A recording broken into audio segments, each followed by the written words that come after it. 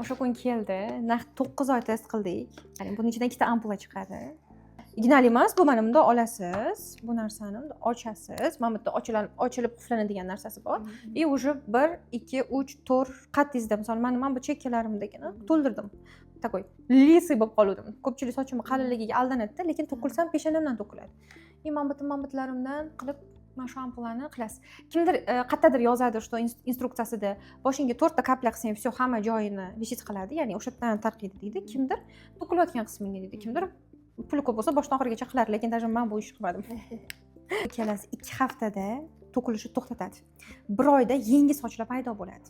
Sochingiz shunaqa qalin, beshinday qalin bo'lib ketadi, ishoning, tola qalinlashib ketadi. Просто это любовь. Men hech qaysi mahsulot buncha eng uzog'i 6 oyda Generex'ni test qildim. 9 oy rekord bo'ldi bu lekin brendga ham rahmat kutdi. Bu shampun.